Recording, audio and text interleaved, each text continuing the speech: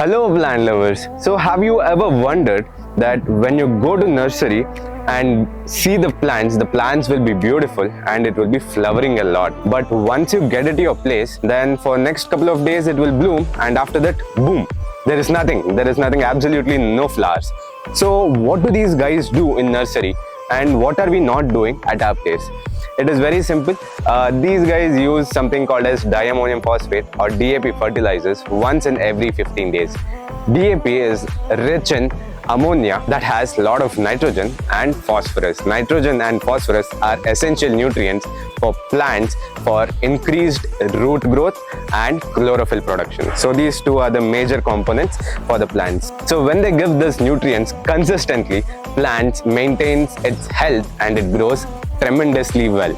And something what we can do at our place, you can also use DAP because it's not harmful. Also, you can use vermicompost, which is high in nutrients like nitrogen and phosphorus.